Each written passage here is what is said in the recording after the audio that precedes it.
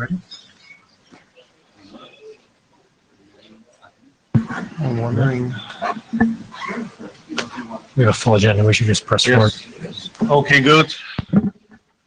All right. Good morning, everyone. This is Dots. Hopefully, what you came for, and thank you for holding out this long. And I know it's very late in the week. My name is Roman Danilu. I'm here with my co-chair, Tobias Gondrom. Why don't we get started? Next slide, please. So, of course, the note well is still in place. Next slide. Administratively, the blue sheets are going around. Please do make sure you sign them, and thank you for the volunteers for the Jabber Scribe and the note taking. Next slide, please. We have a relatively full agenda. If you saw it on the mailing list kind of previously about a week ago, there's been quite a lot of iterations. Things fell off and were added, and quite a lot of new drafts were pushed out, so the version numbers may be a little bit off, but that is the latest information. We're going to talk about our working group documents. Then we have a number of individual drafts covering information models and solutions drafts. Would anyone like to bash this agenda? Okay, I see no one, so let's proceed then. A quick summary of where we stand. Since we last got together in IETF 96, we had a successful virtual interim meeting. I think this is something we're going to continue doing. We also have continued holding design team meetings during the week. So we had two, one to talk about use cases and another one to talk about solutions-oriented drafts. And I have a little bit of a summary there. So for those that couldn't attend, could better understand what that conversation was about. We had updates to all the working group documents. We have 2 updates to individual drafts and 7 new individual drafts into the working group. So to quickly summarize where we stand on drafts, and of course, many of these will be covered in subsequent presentations, so that's where the details, that's where all the details will be, and that's where you can ask kind of questions. We have 3 use case documents. We, of course, have the use case, the working group document, which consolidates all the use cases we have to date. We also still have some use cases hanging out in the interdomain draft and in the newly submitted telemetry draft. Thinking through how to deal with all these use cases was a big topic at the design meeting, and kind of coming out of it, all the participants there suggested that we need to continue talking through the different use cases, but to drop them into the common draft. And at the time, the thinking was that certain changes would be made, especially editorial, with -03 if possible. So thanks to the hard work of the editorial team, I believe that they actually published it late last night. So late-breaking changes on where we stand with the use case document that I'm sure Roland is going to fill us in a couple of minutes. Now, the information model, that idea is kind of relatively new. This is a draft introduced since we last got together, and we discussed it a little bit at the virtual interim in September. And then late-breaking, there's also an information model related to telemetry data that we're going to be talking about in subsequent presentations. A lot of activity in the solutions area. The way we have been squinting at it, there are 5 collections of solutions now in flight in the working group as part of various individual drafts. Some solutions are a couple of drafts, some are interrelated. They span both the signal channel and the data channel sometimes. Sometimes they're focused on only parts of the channel. And of course, as you can see, there's a diversity in transport protocols and encoding. So coming into the design meeting, there were three of those teams present. I mean, that was, I think, the biggest question to discuss. There are a lot of different solutions out there. How do we get to the point of talking about a working group solution? So there was agreement amongst all the participants that the data models of all the different respective solutions had a significant amount of overlap. There were not a tremendous number of differences there, and that the thinking with the data channel, again, was relatively close, given that a common transport and a common encoding was chosen by almost all the different solutions teams. The teams that were present there agreed to revise their drafts in the next revision or two. What they'll do is take a lot of the text they have related to information models and pull that out and put that into a common document. And we're going to talk more about that when it's time to talk about the information model. And in discussing, pun intended here, what the draft architecture will look like. So how should we compose all the different things we need to say across the documents? All the different teams suggested that an information model would be a good thing to have. Documents on a per channel basis would be equally good to have, and that we would need at least one transport document, potentially more than one. And so again, this is just a conversation among the team that was there. We should continue this conversation here in the working group. Lastly, there has been some late-breaking feedback about how dots should interrelate to everything else that's happening in the IETF. We're using kind of standards and other things in the security area. So the thread about what's the relationship between netconf, restconf, I2NSF, and how to bridge that with what we're doing here in dots kind of came up, but a lot more discussion is going to be required there. So I put this up there only to remind everyone that we have some milestones. So we're supposed to be done with all the non-protocol documents effectively this month. And as it relates to our protocol documents, we're supposed to have that done coming into Chicago.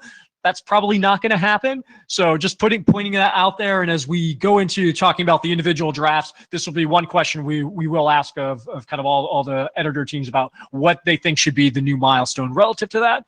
And then I just point out one thing added there. You see in late January, we're going to have another virtual interim meeting just between now and Chicago to have an opportunity to kind of checkpoint on where we stand. As usual, a doodle poll will be put out to make sure that we have the time that works best for the maximum number of people. Okay, so that summarizes roughly where we stand. And I see Fleming coming up to the mic. Yeah, Fleming Andreas, if you can just put the previous slide back up. Just a question for the chairs. Do you still want to try and sequence the deliverables as you have shown here? And in particular, what I was thinking about was the use cases and requirements, try to get those wrapped up before we continue all the work on the other stuff. Yes. Actually, we did not have the objective to sequence the events from the beginning. The idea was like they should be finished earlier, but to proceed with all work in parallel, because maybe some stuff will feed back into a use case if there's some modifications needed. So it's more coincidental than intended, maybe. Okay, so there is, if I can paraphrase that, there's not a requirement to get these wrapped up right here, right now. Yes, okay. yes. All right, thank you. But we do hope that they can, you know, be very understood. mature by the time that we do the protocol discussions. Yeah, thank you. Okay, so that's really just a quick summary of where we stand. The rest of the time we have is talking about the details of all of that. So first up is Roland Dobbins. Roland Dobbins is going to talk about where we stand with a very new use case document, revised, hot off the presses late last night again. Okay, super. Thank you. Microphone's on. Hi, I'm Roland Dobbins with Arbor Networks, and we just got a new revision out, 03 of the use cases. Next slide, please. So we were able to achieve our earlier goal of getting the inter-domain use cases structure in some of the content integrated with the main use cases draft. We refactored the document significantly. If you'll recall, the use cases 00 and 01 were very, very micro-analytical in nature, looking at, you know, repetitive interactions between DOTS clients and servers and gateways and so forth. We retained that, but we've moved it back to an appendix, and we have a lot more descriptive verbiage now to really set context, especially for folks who are new to DDoS in general and DOTS in particular. We have gone with a lot more high-level description than we had before.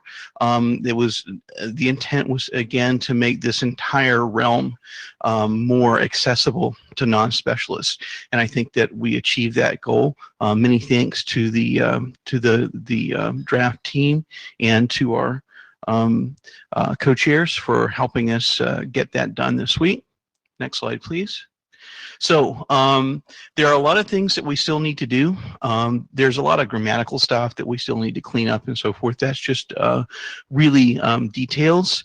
Now that we have the high-level descriptive and contextual language in the draft, we need to go ahead and take the very detailed communications model use cases that are in Appendix A. Appendix A is what used to be 00 and 01, and write those out in more of like almost like a story type of format, so that we describe with more richer detail who is talking to what within a given DOTS communication chain. And so that's on there for 04. We need to streamline the pro style. We have multiple folks who contributed verbiage to 03, and so we need to do some overwriting and make sure that the pro style and the terminology is consistent. We definitely have to make sure that all of our terminology is harmonized with the other main working group drafts. And we need to get 04 out. So work on 04 starts pretty much immediately. And our goal here is to get enough of this done here that's listed on the slide, so that 04 can be a viable working group last call candidate. Next slide. And again, I just wanted to thank everybody who's working on use cases. We had a really good team effort, contributions from everybody on the team. And again, thanks to the chairs for their support. Thank you guys, and thanks everybody on the team. Yep. The questions, and the usual question we always ask is, are there any other use cases that are floating around that are not documented in the interdomain draft, in the telemetry draft, or in the working group document you just heard about? Fleming and Andreessen, it's kind of hard to answer, right? The draft was just submitted, so we'll have to defer judgment on that, I think. Okay. Maybe if you do have them, let us know in the next 2 to 4 weeks.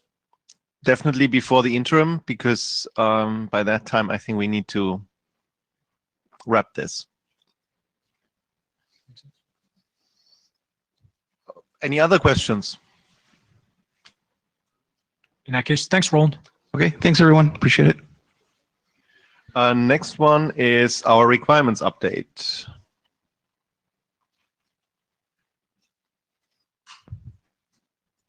Good morning. This is just a brief update on where the requirements draft currently stands. This is going to be fairly brief. The changes have not been dramatic between the 02 and 03 revisions, and the reason for that will be quite apparent on the last slide. So one of the notable changes is that we moved the requirement the session configuration be done in the data channel.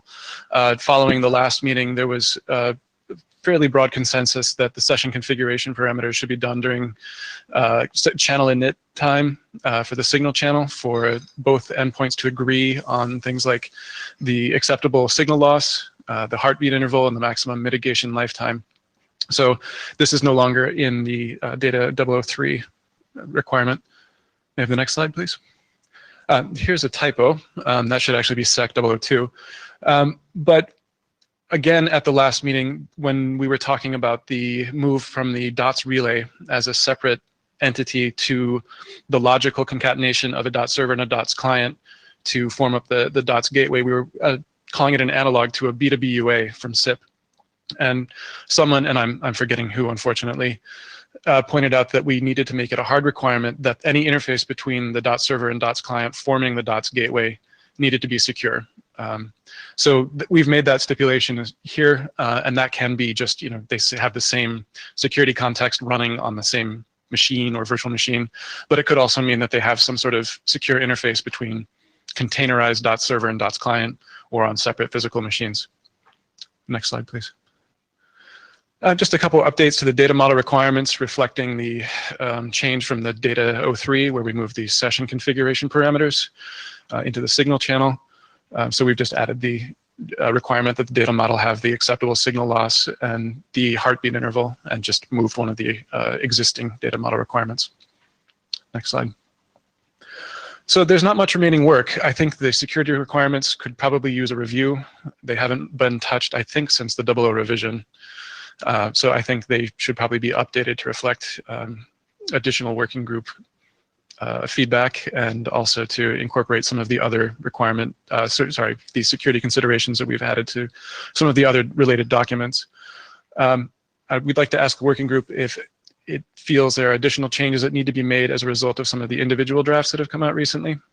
Do you want to ask your question now, Fleming, or do you want to wait? Okay. And finally, we are getting close to working group last call, so I'd like to hear from the working group whether it feels that we are ready to move forward with that. Okay. Thank you. So Fleming and Andreessen, so one thing that I think is missing, and this will not come as a surprise, is a distinction between what do we consider mandatory requirements versus things that might not be mandatory for every single implementation. I think we're struggling a little bit with that in some of the discussions that are going on in the group right now. Yeah. And I think we got to get some clarity around that. And I think the requirements is a very good place to start with that. Okay. Thank you. Maybe a question to the room, as he was asking, like more feedback could be beneficial. Who has read the draft, the recent requirements draft? Okay. Who is willing to still read the draft in the, in addition, in the next few weeks? Okay, that's a couple of hands. And provide feedback. I'm specifically saying this after you raise your hands. Okay, that's good. So that means, yeah, that's a good sign. We get like about 10 people I counted here to provide feedback on this. It would be good. What's your timeline for the next revision? Oh, I think we can make some very rapid progress here. Okay. The feedback is really what we've been missing. Okay. Yeah. So Should we say before the interim? shall we say before Christmas, so he has time to make a revision before the interim? Take his holidays away. Yeah. Okay. If there's no objections, so it would be good if you could provide your feedback in the next 6 weeks, and then we have a chance to put this in the revision for the interim. Actually, I have a question for Fleming. Fleming, were you thinking that the requirements draft would then be informed by the information model discussion, and sort of have a little feedback loop going there where we'd end up marking certain things as optional as opposed to mandatory? Yeah, so Fleming and Andreessen, yeah, I think that would be ideal, right? Because there was certainly always start with it in the requirements, but at the end of the day, right, I mean, it's largely the same group of people, and it might be, as you're alluding to as well, be a little bit more informed if we iterate between the information model and the requirements. Okay, thanks. Good. Thank you very much. Then we have the next architecture update. All right, it's still me, Andrew Mortensen, Over Networks. So we have an update on the working group DOTS architecture. Next slide. So there have been some additional minor changes that I don't have highlighted here, but they are largely some just word choice things. So the major difference in this revision is the addition of some Anycast considerations, which I'll get into in some depth, and an additional clarification around what constitutes a fully active signal channel. Next slide, please. We'll start by talking about the active signal channel. So in the wake of the migration of session configuration parameters out of the data channel, we decided that the architecture draft was not clear enough about what constituted an active signaling session. And one of the very important things here is that the DOTS agents agree they find mutually acceptable the session configuration that's being proposed by the client.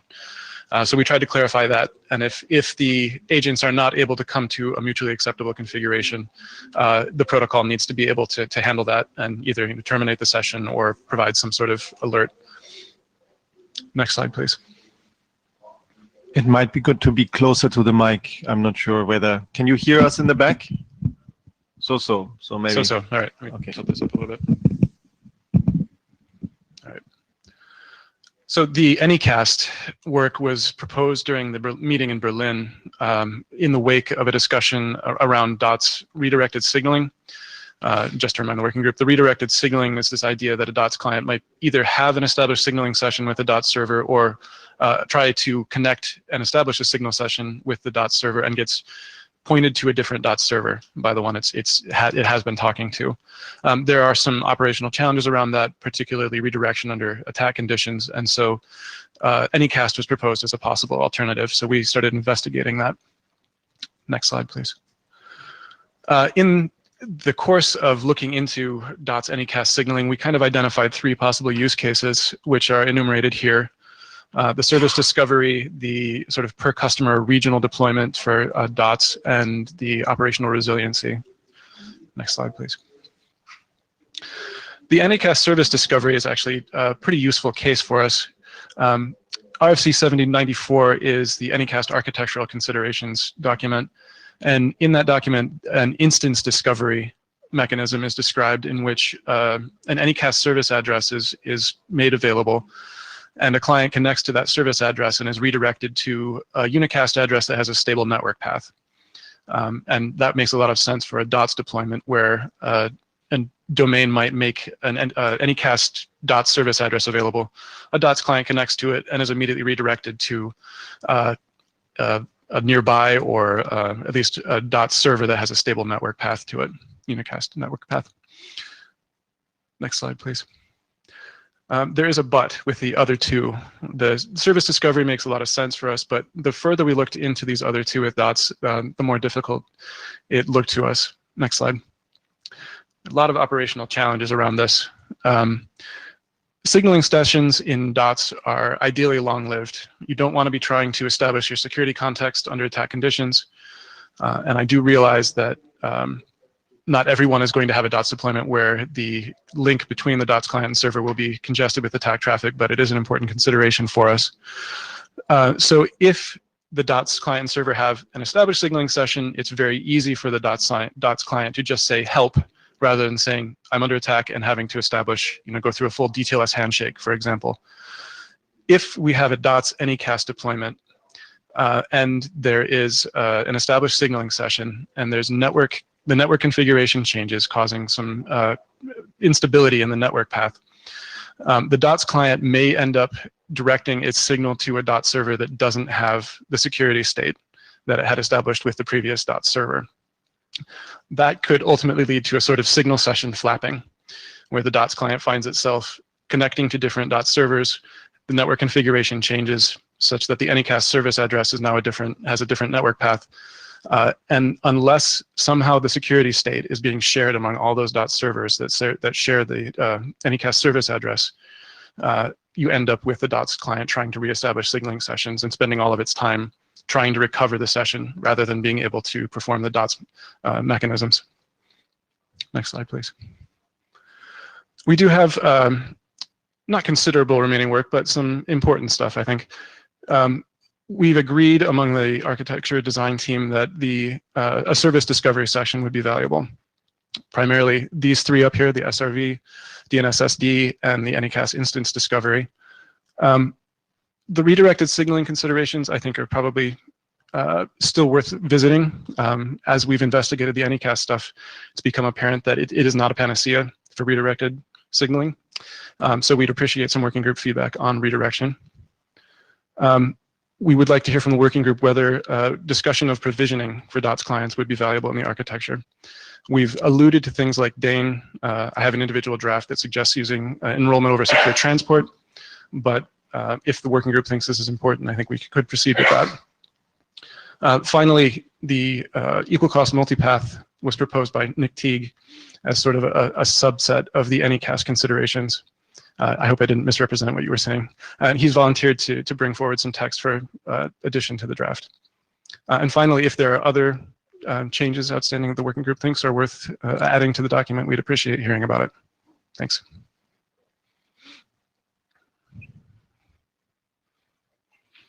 Comment, Roland Dobbins, Arbor Networks. I understand the general gist of the thinking on Anycast, but I think it might be useful to game through that a little bit more, because I'm trying to think in my mind here, and in most DOTS deployments that I can emphasize, the likelihood of routing disruption is equally probable for a net block that happens to be Anycasted versus one that isn't. There's been over the years a lot of myths propagated about Anycast, like, Anycast is not suitable for TCP. The reality is that Anycast works very well with TCP-based services, and there's a lot of Anycast deployment out there of TCP-based services. So maybe let's just if we could just game through the Anycast thing one more time. Now, I do agree that Anycast is not a panacea for some form of intelligent redirection if the working group decides that intelligent redirection is something that we want to pursue. But Anycast has lots of resiliency benefits, you know, aside from the redirection use case. So let's make sure that we get together at some point on a con call or something and kind of game through this and make sure that we all have a good picture in our heads of implications of Anycast for dots. I will say that we did not end up landing on one side or the other in the architecture draft. We did not come down recommending against it. We were really spelling out the operational considerations that needed to be taken into account before going forward with a DOTS Anycast deployment. They had Bob Moskowitz, and the big one you pointed out there is the security implications of how you have a security context pre-established in the attack scenario so that you can trust it. Otherwise, you go to secure data objects with the cost and the attacks of secure data objects. So I think we can go down the path and analyze it, but I think that the security may be one of the biggest barriers to such an approach. Fleming, Andreessen. Yeah, Roland, just to your request.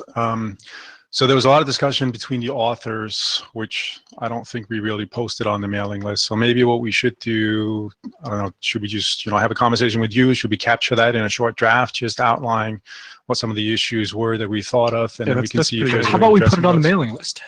We could do that. Can we do that? Yeah, Roland Diamonds Armament works. Actually, so that we don't end up typing novels back and forth together on the mailing list. I think this is a very dense discussion. So I think it would be more appropriate if we could have some kind of con call and then summarize to the list. And we can, and folks can still contribute on the list as well, but there's a need for, I think, a lot of dense verbal discussion as well.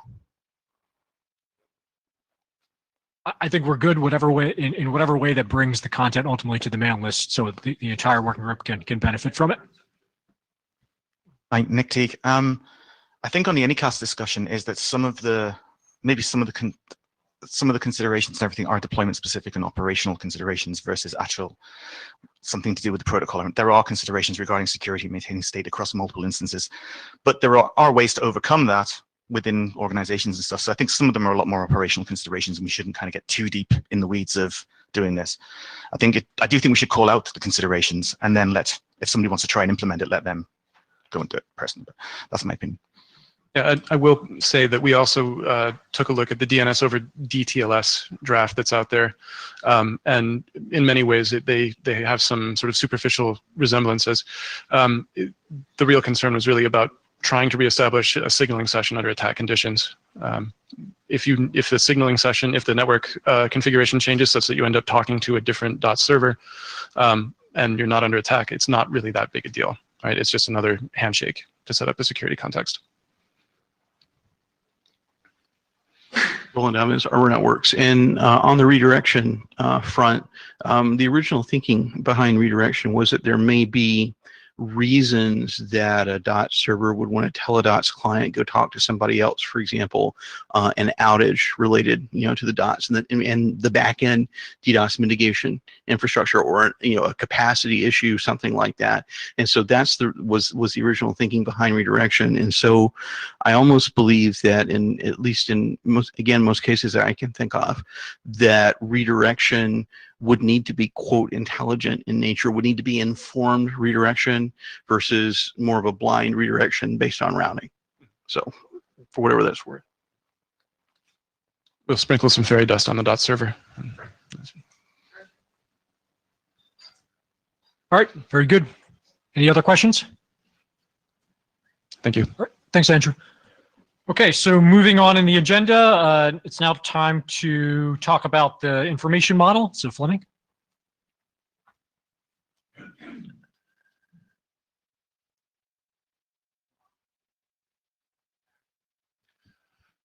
DOTS information and data model. If you want to go to the next slide, please. Basically, what we said in the last meeting was that we need an we need an information and data model. And what we have really seen mostly so far has been data models. There is a variety of different protocol drafts out there. And it kind of gets intertwined between, you know, what is the specific protocol that I want to choose and what are the elements that I actually end up putting in there. So in the last meeting in Berlin, we identified the need for coming up with a draft that would actually tease these apart. And I think we talked about it as a data model that also matches what we have in terms of the milestones. And we had some discussion back and forth, you know, do we really need an information model? And we said, well, you know, we probably need a little bit in there. So I volunteered to take a look at that. And we put together a 0.0 draft that we presented at the DOTS interim meeting in September. What that really was, most of all, was going through the existing requirements that we had, the architecture documents, the use cases, and trying to figure out what are the types of information that we need, what are the types of message exchanges that we need, and then essentially have an inventory of that. Did not have a whole lot of detail for that so far. Next slide, please. The current draft is essentially building on that, so starting to provide more detail around what does this information and data model actually look like.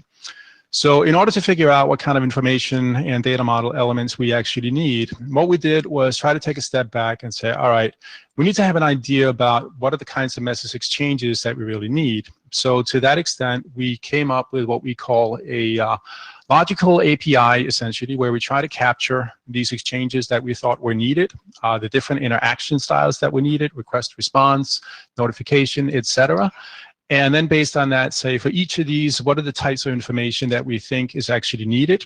And then call those out as specific information elements. The current draft is mostly looking at the actual message exchanges and identifying the types of information elements that are needed in there, the details as to what those individual information elements actually look like. That's to be done by far. Next slide. In terms of the overall outline of the document, there's the typical, you know, introductory stuff. And then there is a section around information model. That's where there's some content in. And then there's a section, placeholder section for the data model. And then your typical IANA security consideration section, et cetera, at the end. The more we look at this, the more it seems like what we actually need at this point is an information model, right? Something that is protocol agnostic and that really focuses on, all right, what are the types of information that we need?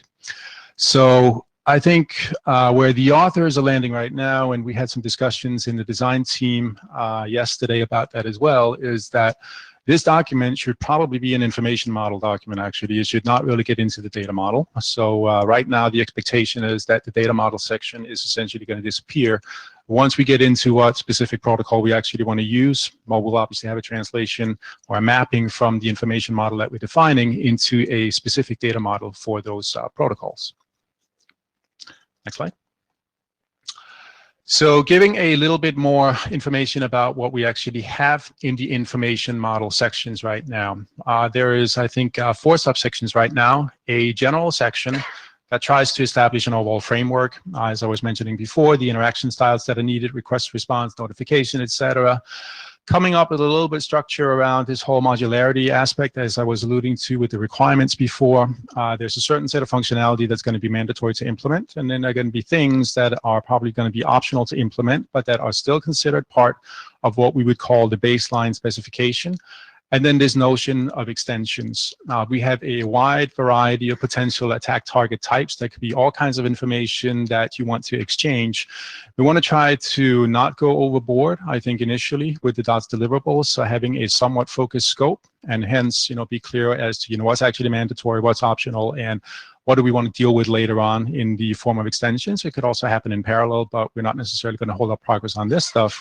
I think that's key. So that's essentially what we're driving at there with the modularity aspect.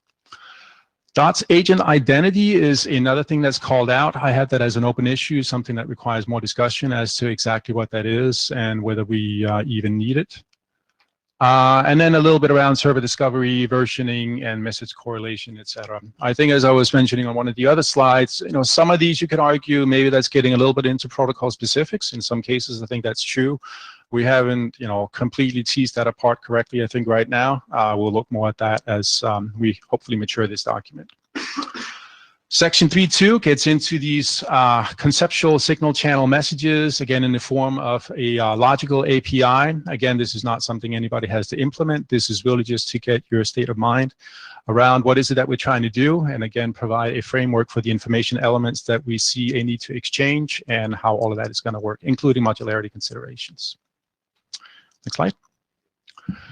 Data channel, similarly, again, this is a little bit simpler because there is not that much to deal with in there. The focus there is really going to be more on the information elements. And going back to some of the points that were made earlier, there's a request right now to see, all right, at least for the data channel, does it actually make sense to consider coming up with, especially here for the data channel, in a Yang model and maybe leveraging netconf and restconf. We'll look at that separately. The information model, of course, is not going to make a determination as to the actual protocol we're going to be using, but we'll take a look at what is the best way of actually modeling all of this. And then finally, section 3.4, the action information elements, is really just an inventory right now. Next version of the document will hopefully have a lot more detail around what is actually inside of those information elements, including which ones do we consider optional, which ones are mandatory, what's the extension structure behind all of those. Next slide. Open issues. Before we get into that, how are we doing on time? Good. We are good. Okay, so we have a little bit of time. All right. So there's a number of editor's notes in the document right now, basically calling out things that we weren't really sure about. We just made a note of it right now just to try to get something out there for review. So some of these I just wanted to highlight here in the next couple of slides, and we can see if people have any thoughts on those right now.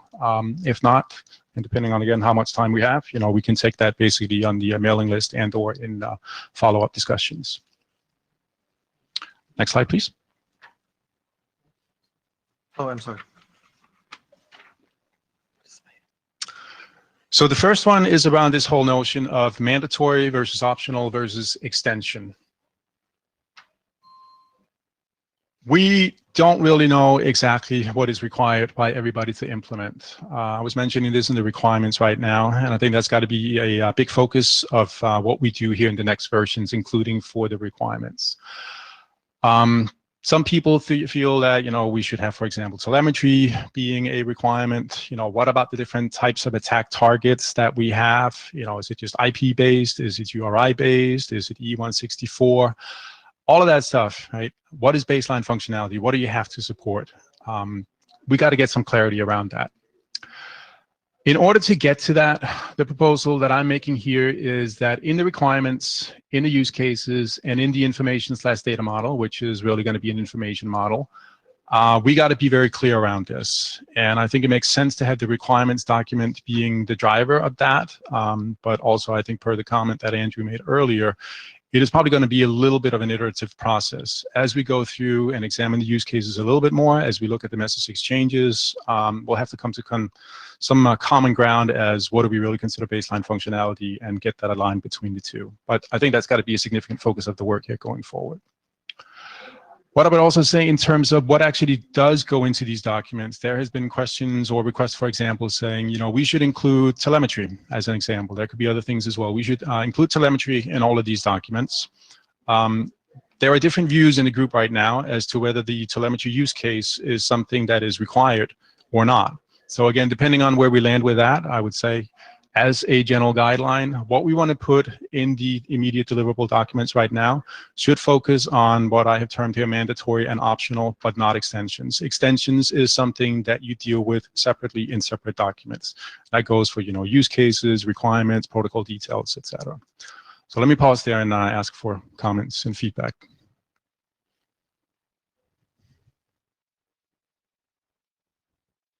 No comment means agreement. At least no violent disagreement. Yeah. So please feel free to continue. Rolling up observer networks, I agree. Any other comments? All right. Let's move to the next slide then. Issue 2. I mentioned the DOTS agent ID earlier. There is an open question in my mind around at least what I have called the DOTS identity model. We had this notion of DOTS domains We know that we need to do mutual authentication of DOTS agents. We have an assumption, I think, right now that we will be running on top of TLS and DTLS, depending on the underlying transport. And the question is, all right, so what does that mean from an authentication and authorization perspective, and also considering operational requirements? Do we need at the DOTS level to have something explicit that identifies what is the entity that I'm actually communicating with at this point in time? I don't think we have clarity on that. I do think at some level that we need it. I haven't been able to articulate, a lot of strong arguments as to why that is. I think you can come up with operational considerations, et cetera. If we do have it, of course, there's a lot of questions as to, okay, exactly what does it look like, and how do you actually make sure that it is tied to the proper authentication and authorization model underneath, including things like DTLS, for example. See my presentation coming up. Name, please, next time. Will Dobbins, Arbor Networks. I don't see how DOTS could be usable from an operational perspective without it.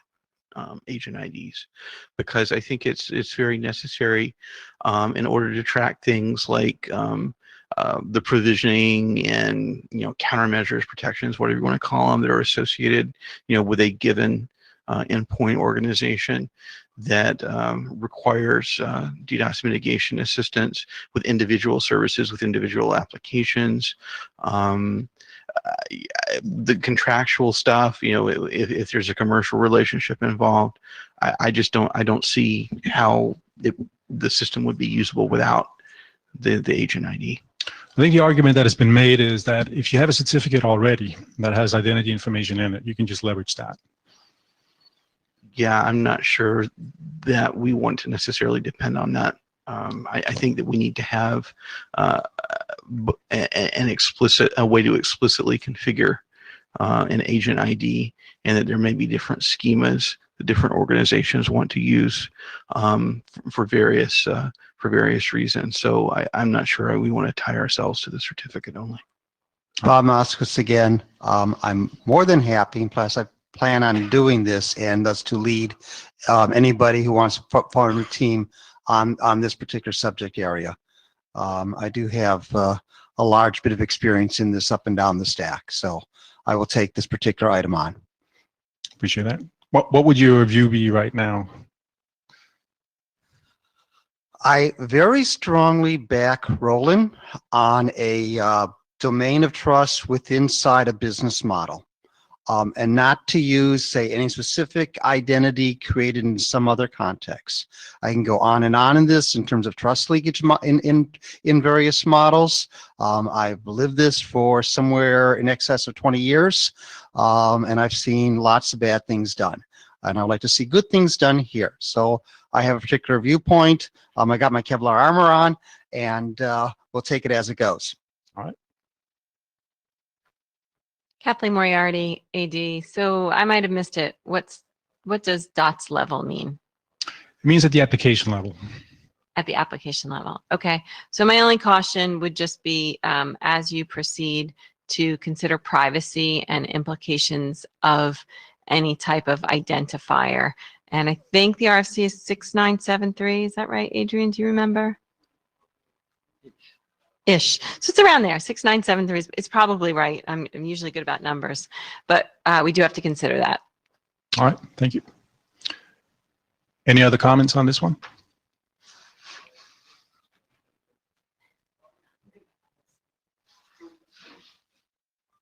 Andrew Mortensen, Arbor Networks. It occurs to me that we have not actually addressed the issue of revoking access as well, not in the architecture, not in the requirements, that the DOTS server be able to deny access to a DOTS client for various reasons. Okay. Yep. Any other comments? All right. Next slide, please. Some other issues that we noted in there. There are a few additional ones in, above and beyond what we have here, but these were just worth calling out.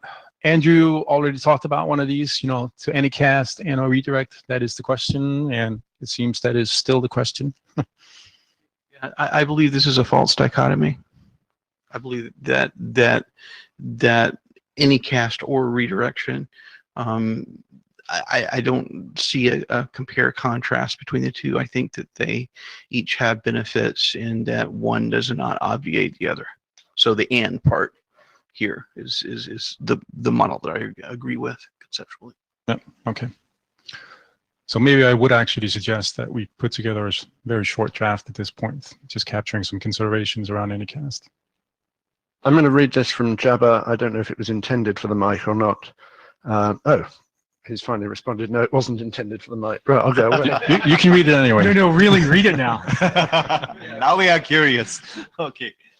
All right. Another one around redirection is we have this signal channel and we have a data channel. And if you redirect one of them, what does that mean to the other one? It's not really clear. Roland Dobbins, Urban Networks, as Nick pointed out earlier, right? There are different ways to how do I say this from an operational perspective? It may well be possible, it may well be desirable to redirect them independently or redirect one and not the other. I can think of scenarios in which that would make sense. So again, I think we need more discussion to bring clarity to light here. I think it would be relatively rare that you'd want to do it independently, but I can think of some reasons that some scenarios in which you might want to do that. So we need to talk through that and figure out whether it makes sense, whether redirection makes sense. And if redirection makes sense, does it make sense to do the additional work or have the additional complexity, I guess is a better way of putting it, of allowing for independent redirection of signaling and data, or if we should just view them as a bonded pair. Okay. So for now, if we wanted to take an approach and go forward with, it sounds like we should not couple them. Let's try to ensure that yeah. I mean, that's kind of what I'm leaning to as well, but I was looking for more feedback. David Olson said, like, it just seems as a general principle not to require them to be to the same endpoint. Yeah. Makes sense. Which would mean redirection would be independent as well. Yep. A question about the redirection Anycast. If you always expect redirect to point you to the real server, isn't that just DNS? Like, doesn't that just fill your requirement? I don't believe so, no. No, is it different than that? Yeah, because you can't really control that, right? Well, I mean, DNS is a single message to an Anycast address, and it gives you an answer to where you need to talk to. I just wonder how this is different than that. It's different because you want to do it, actively, and you may want to do it after the signal channel has already been established. Okay, so maybe something that happens later. Okay. Yep. Nick? Hi, Nick Teague. My opinion is that we should allow redirection decoupled, like, either or and both. Just there are various cases. I might, after provisioning, want to send signals a different direction because I've got a server here that's well known, but I've got a bunch of ingest, and I might just want to redeploy it in different locations or different regions or something like that.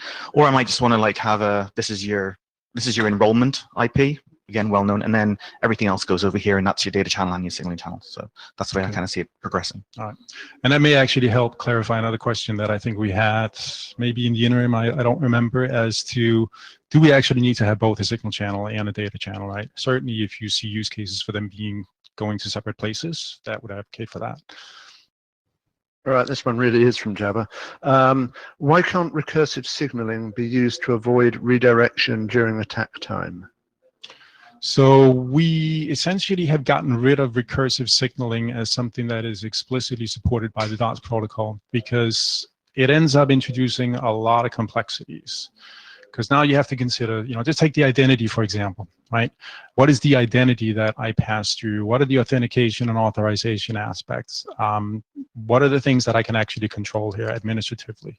So we essentially we had previously this notion of DOTS relays that would effectively support the recursive signaling explicitly. Now we're just saying, from a DOTS protocol point of view, we don't really want to deal with all those complexities. You can still support it in the form of a DOTS gateway, but it would be something that's implementation specific above and beyond the DOTS protocol itself.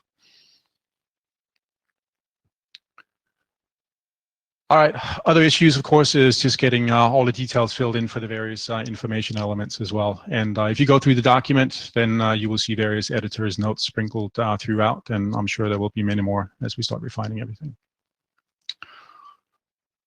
I think that's it for no, actually, there's one more slide. All right, so question for the group, I guess. First of all, how many people have actually looked at this document? All right. The people that have looked at it, I mean, does it look like this is on the right track? Yes, no? Okay. Could I ask the opinion in the other way? I mean, does someone, is there any kind of opinion in the group that having an information model is not the right way to drive some of the protocol work?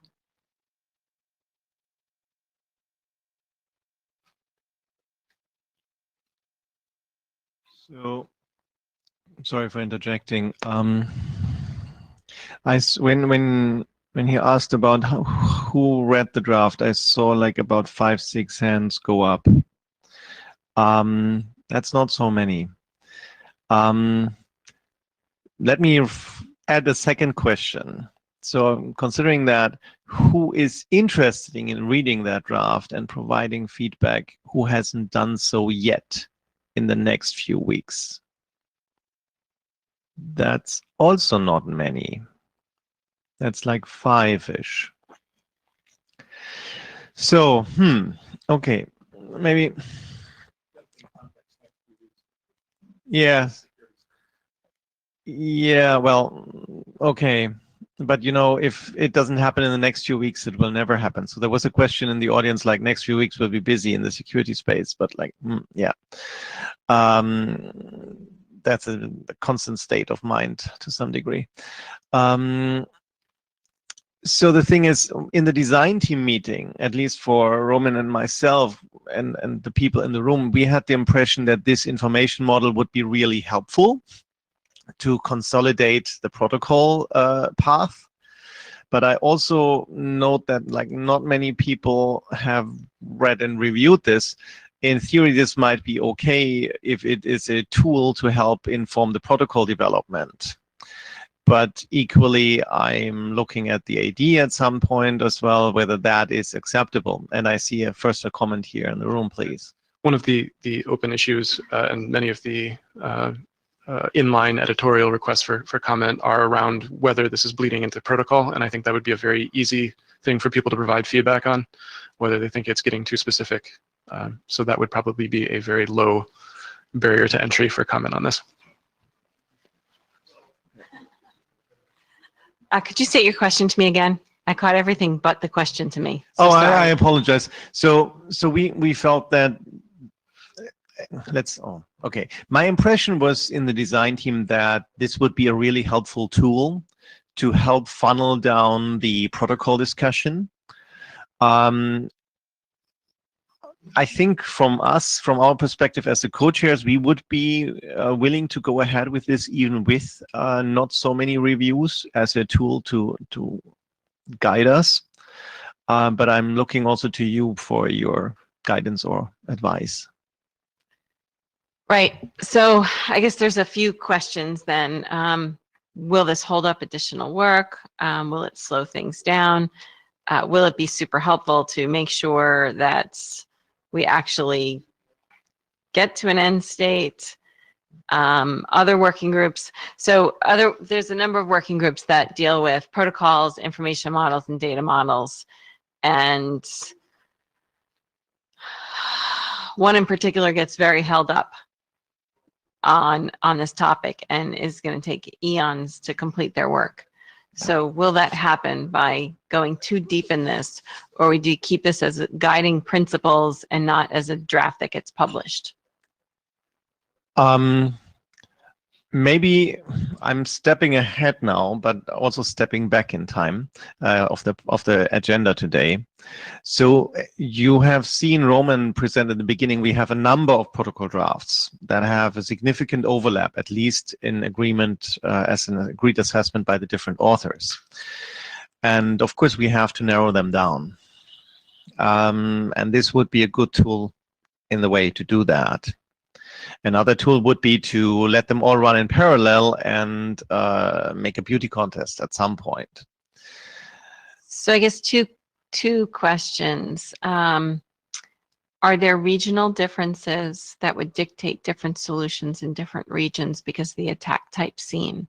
I was at a presentation yesterday, and Korea had their first major DDoS attack recently. Their first major one, right? So, is that something that has to get factored into the number of solutions selected, right? Because maybe there's regional differences in what's being seen. And what was I had a second comment. It'll come back to me, but it looks like Roland wants to respond on that one. So go ahead. Yeah, Roland Evans, Over Networks. No, there are no regional differences in Are whoever you sure? Do you work in China too? globally. Yes, that's correct. Okay. I There's just wanted to no make sure. regional differences, and whoever was saying that Korea just suffered its first major DDoS attack is sadly misinformed. Okay, it was all the Korean security standard reps, so it was major for them. They- So maybe their perception of this and the impact is different than the impact that you've seen for other DDoS attacks that they've seen. We work at I work attacks in Korea and in this region all the time, and there have been major DDoS attacks in Korea. Korea is a hyper-connected society. Let's not argue about this. Okay. Kind of pointless. So maybe let me answer to one question, and I'm going out on a limb now as a still keeping my working group chair head on, but like not deeply coordinated. So from the discussion in the design team meeting, I have the impression that this will not have an adverse effect on the speed of the working group progress. Because you asked, will this help us up? I do not think so. Actually, in fact, I believe it will help facilitate us make progress. Well, fast is a strong word, but in a good way. Yes. So Okay, that good. maybe to answer your question. Good. Then it's really up to the working group and chairs to make this consensus call. And then if there's arguments, then I can step in and help again. But I just wanted to ask that question so that work doesn't get held up and that consideration was made up front Okay. or considered up front. Yes, I let two more comments and then I think I make a comment. Yeah. Hi, Nick Teague. I just wanted to highlight the point that in the meeting when we with Roman's breaking out of the various solutions. I mean, there's two basic types there. One was based on telemetry, and the other was based on signaling telemetry. Another one, and everything else is based on pretty much signaling the DDoS stuff. Where it's actually signaling the DDoS requirements, there's a whole ton of overlap. We're all using similar terms, doing similar things. We're just maybe calling them different, somewhat different elements, but overall the elements are all the same. There's a ton of overlap in both channels. So I think from the standpoint of it being useful, yes, I think it would be really good to help us all define on a common language and common terminology across that. Will it hold things up? No, I don't think so, because I think with the commonality across the various solutions, we're not really coming from all those many different directions. I think there's a bunch of consolidation we can do amongst ourselves, and I think that was borne out from the discussions we had yesterday. So as far as and for what we actually discussed and looking at the various solutions, I don't think regionality comes into it. It's just going to be scale of application and so on. So, so on that, I would be for keeping the document, adopting it, whatever, and working on bringing this, and just to inform the protocols, and even if it's just the protocol designers who are looking at it, then that, for me, that's valuable. So from Jabba, Andrew Sullivan is committing to review. And then hat change, Adrian Farrell. Please don't try to use the information model to help resolve the beauty contest. It will make it worse. Actually, Tobias Conrom as working co-chair, our intent is not to resolve the beauty contest. Our intent is to resolve convergence. Fine. So yeah, hopefully we don't have a beauty contest, or not that, but we can narrow down each topic individually. Yes. Well, okay. Handsome contest. Is that better? No. Okay. Good. Do you no? Okay. So then we do you have more points? No. Okay. Good. Then we move on to the next presentation. Thank you very much. No. This is Nick's up. Yeah. I believe next one is Nick. I just want to check, where are the blue sheets? I'm holding one. And And has everybody signed the blue sheets? Maybe we should let them go around one more time.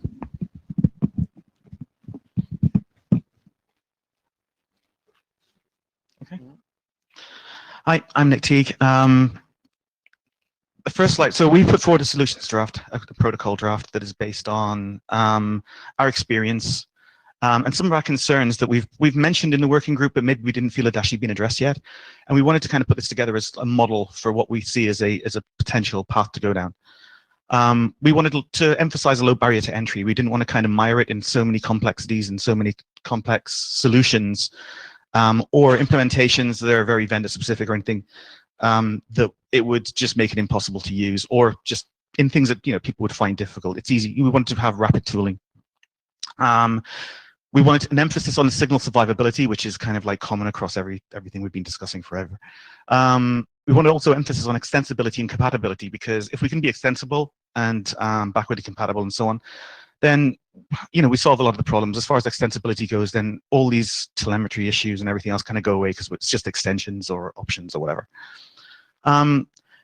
We wanted to be transport agnostic because we didn't want to just stand there having a fight over, well, we should use UDP, no, we should use TCP. Just use whatever you want. It's the best. If we'll specify, here's the protocol, use UDP and DTLS, use TCP and TLS, use whatever works for you, and agree on it with your upstream or your peer. And we wanted to kind of express again the idea of the minimum viable capability, which Roland is I don't want to say been banging on about, but he has been banging on about it. Yeah. Next slide, please. So the minimal viable capability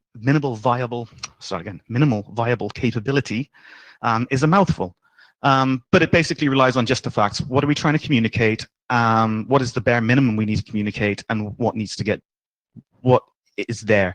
And this comes back to the discussions that with Fleming and so on, as far as determining what's mandatory, what is actually going to be mandatory, and what else is optional, and so on. Again, additional needs around telemetry, flow filters, etc. we consider may be handled by extensions. You just, if you want to exchange filters using this and not flow spec, use this, but do it as an extension. But let everything else that's doing its thing do its thing, and just do that on the side. But I also consider that we can get wrapped up in the discussion on telemetry and all this other stuff and not actually move forward with the protocol. Where I feel we can move forward with the protocol and everything else can go on in parallel or concert or whatever. And we don't need one that doesn't need to particularly inform the other. Next slide, please. So for our data channel, we just said, just use REST. It's there, it's easy, everybody knows it. It's common across, and it happens to be common across all our solutions. So I think across the room and across the draft, the solutions draft authors, we can all agree that REST is probably going to be the data channel. It's just comes down to then, what are we going to exchange over that, and what are we going to call it and stuff. Next slide, please. So the crux is the signal channel, and we had a discussion in Buenos Aires with Chris Moreau and Dan Wing, and some other people were there, and the word, protobufs came up, and we like the idea. We think the protobufs kind of sits there in the middle between CBOR and some other lower kind of, basically between CBOR and something like IPFix, for example, which is this. And it would provide us with a potential solution that would answer our various concerns.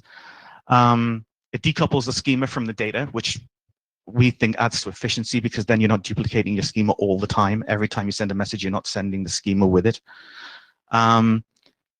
It's quite efficient, compact. Like I said, reduced repetition, allows for a loosely coupled bidirectional messaging, because it's like an IDL, so we can actually use it as a language across there.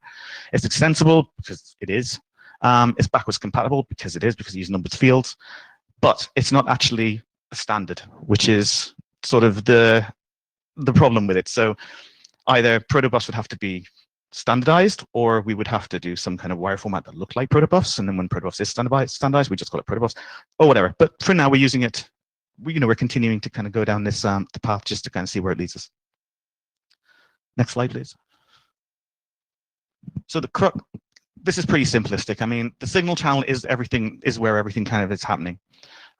We have an initialization, which is pretty much straightforward. I mean, you have a handshake, a channel in it which includes various messages like this is what I support, then a heartbeat back with a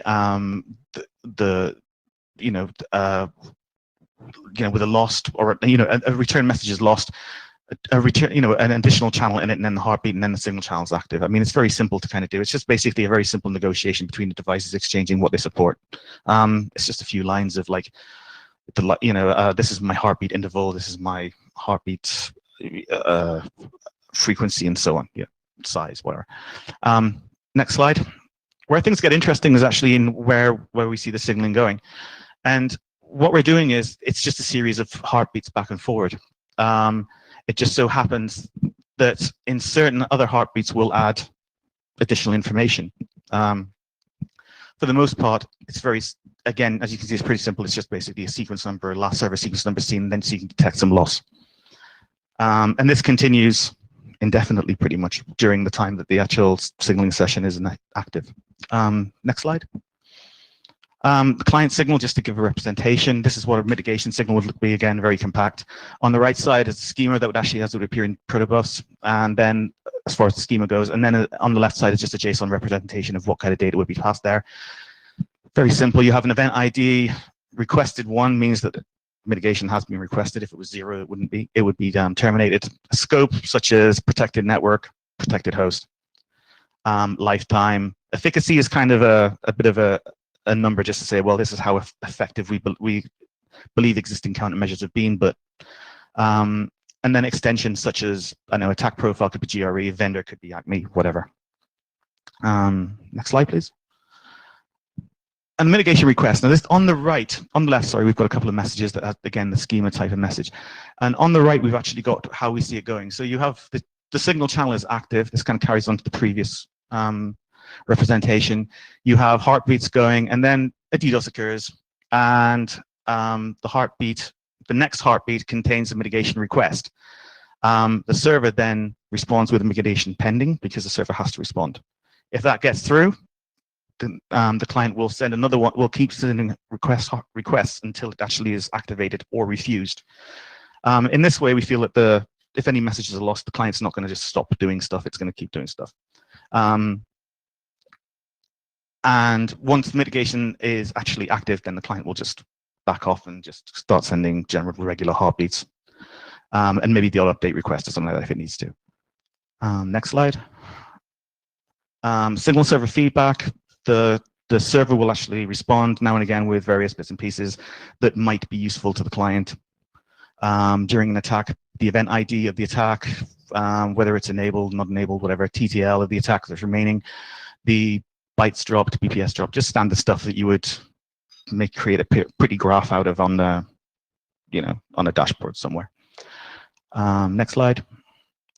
Mitigation withdrawal is pretty straightforward. You send a message saying that the requested is false now, so it's just 0 instead of a 1, and then the server will respond just confirming that that's occurred, and then it'll do whatever it does from the mitigation standpoint.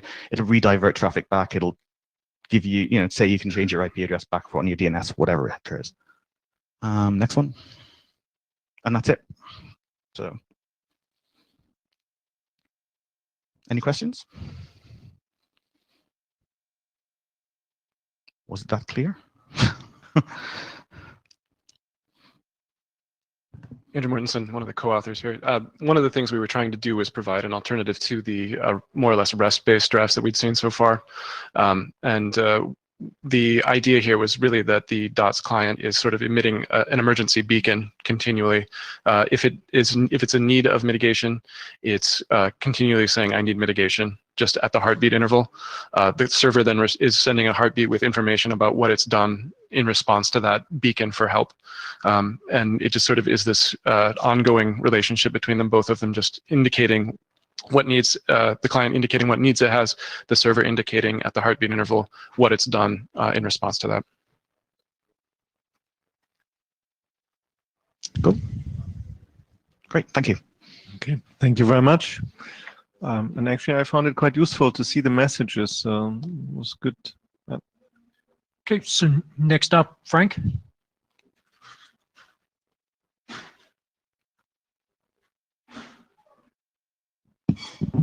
Okay, hello everyone. It's Frank Xia, Huawei. This document is about the telemetry part of the DOS protocol. So it's co-authored by some of our network device vendors and the network operators. Okay, next page. Okay, firstly, we want to give a clear definition of what is the telemetry definition in scope of the DOS working group.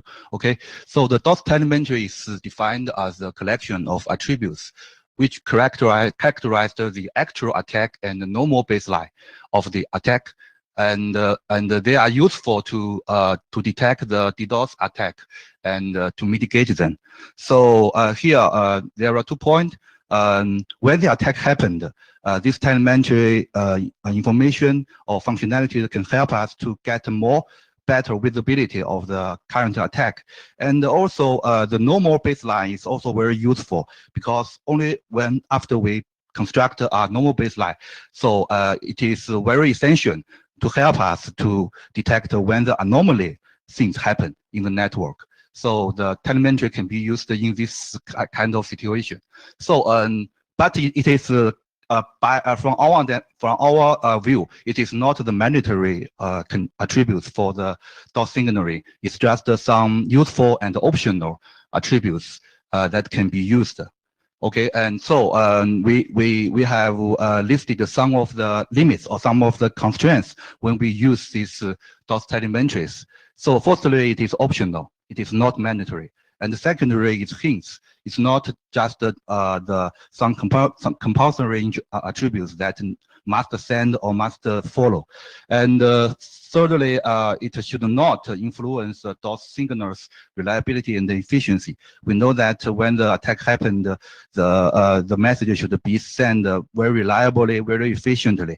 So that means that DOS telemetry should be a very complex or very much information to influence the very high efficient DOS signaling.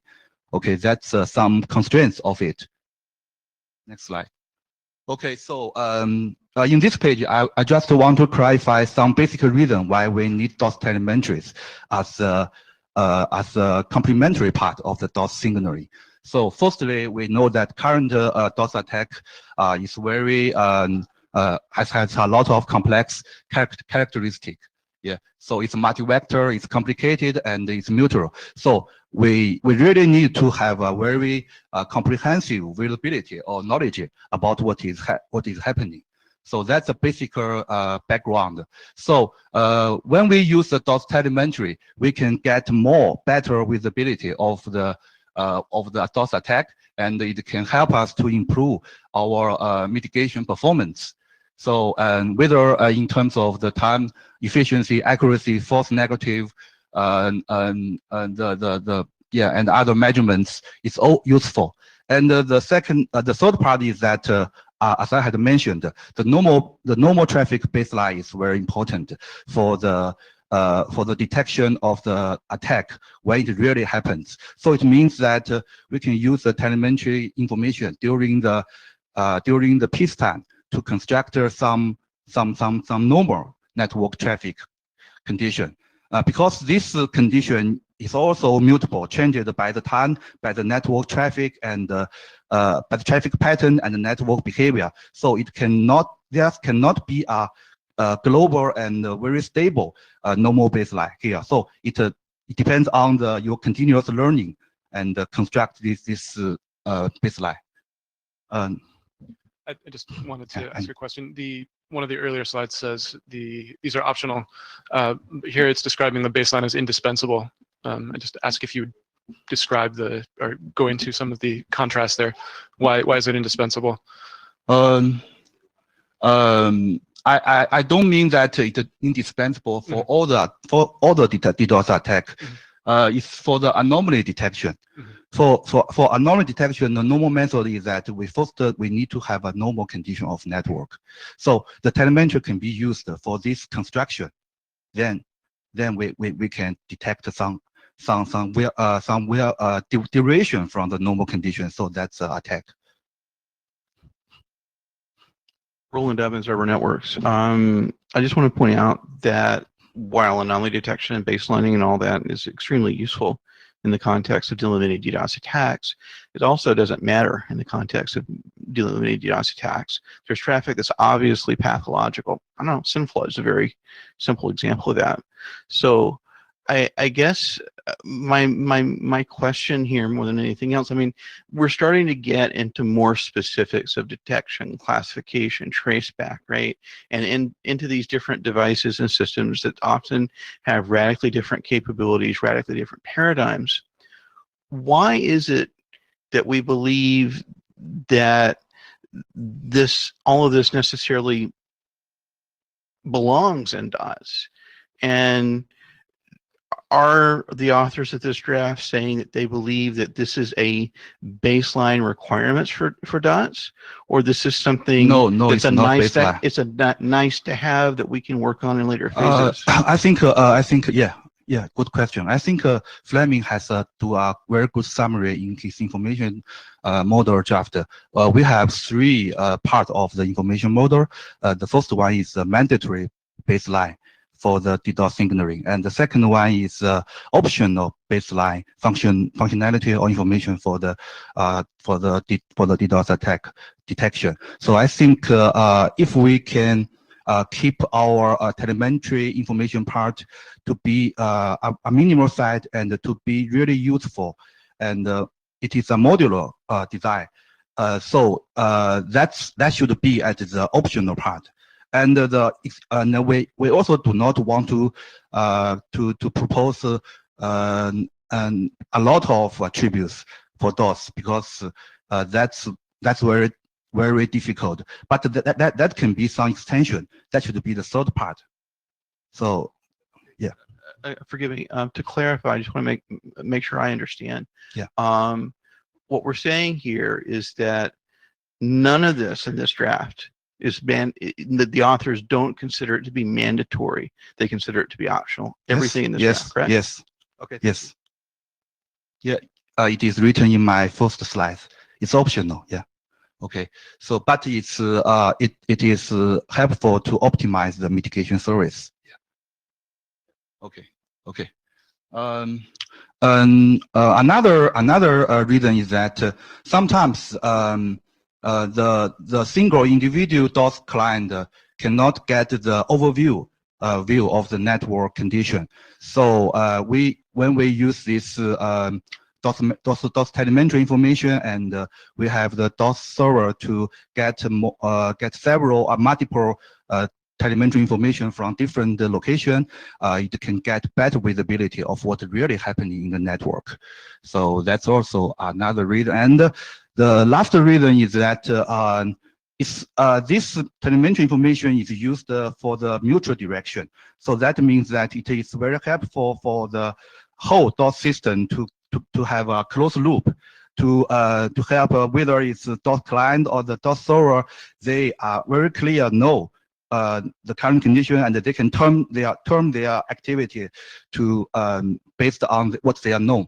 So yeah, that's another reason. So that's why we think that telemetry can be used here as optional attributes.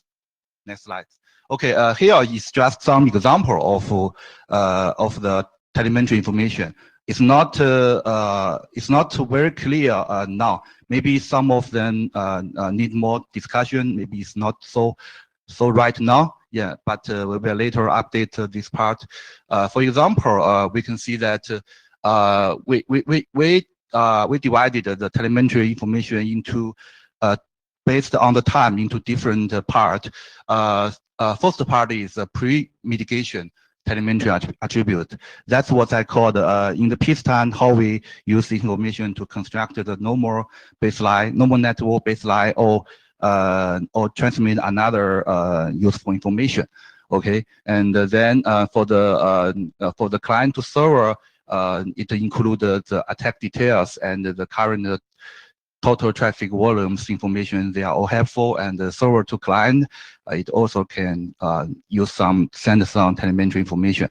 So the point is that for all these telemetry informations, I think modularity modularity. Sorry.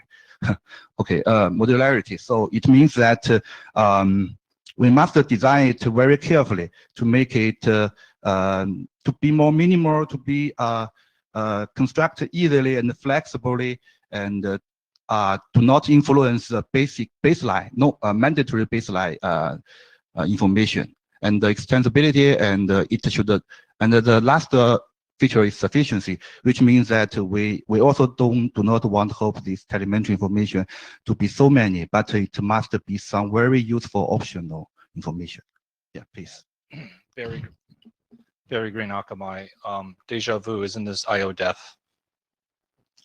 No, it's not IODEF. IODEF is used. So what I'd like to see is a contrast, because I see yes, a lot, some of them. I can do this, a lot of this in IODEF, so that's why I'd like to see a contrast of, yeah. Are we duplicating something that's already been complete? Maybe some of attributes overlap, yeah, but it's not IODEF. Roland Dove in Server Network. So when looking at these different attributes, right? Again, I believe that generally speaking, that we want to make sure that DOTS applies to a wide range of deployment scenarios, wide range of architectures, wide range of devices, and so forth. But when I look at all of this is all very familiar because it seems oriented towards a particular paradigm of a DDoS mitigation, particular type of DDoS mitigation architecture. And so, when we look at, and then we look at baselines, for example. I mean, so when most people talk about baselines, they're thinking about like packets per second, bits per second, right? But in DDoS mitigation, it goes way beyond that. There's queries per second. There can be transactions per second, connections per second, right? What I'm trying to say here is that where this draft, and I read the draft in detail, it seems to be oriented towards a particular paradigm for DDoS mitigation, and this is potentially a very broad topic, and so I just want to really urge caution in general. We need to think about, does this sort of thing belong in DOTS at all, or should it be done in other ways? No. Okay. I think they definitely part of them should be in DOS. Maybe not all of them, but some of them should be in DOS, because we try to collect, or we try to propose the telemetry information which is optional and which is useful for DOS signaling to help the DOS system to detect the attack. Nick? Yeah. Hi, Nick Teague. I sort of agree that it is paradigm specific, and I know which paradigm. But I would say that if you want to exchange this information, I think it's fine.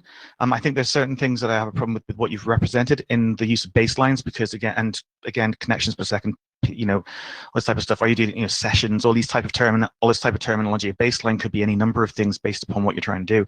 It could be total traffic. It could be just traffic to a particular server. It could be traffic through there. Things like pipe capacity. Is that pipe capacity through the inline device? Is it through across an entire site? Is it across an entire infrastructure? Pipe capacity could be anything from like 2 terabits to 1 gig. It's such a varying term. And also, I was curious about the Ceph definition as well, because Ceph is kind of in my head tied to syslog, which again probably goes along with the paradigm. But it's like I was thinking it's it's just pipe delimiting really is all you're doing with Ceph. But yeah, that's my comments. Yeah, I'm sorry, maybe current text, because this is 0.0 version. So I also emphasize that this is just some examples of our very initial idea. Maybe we need to provide more clear and justifiable examples.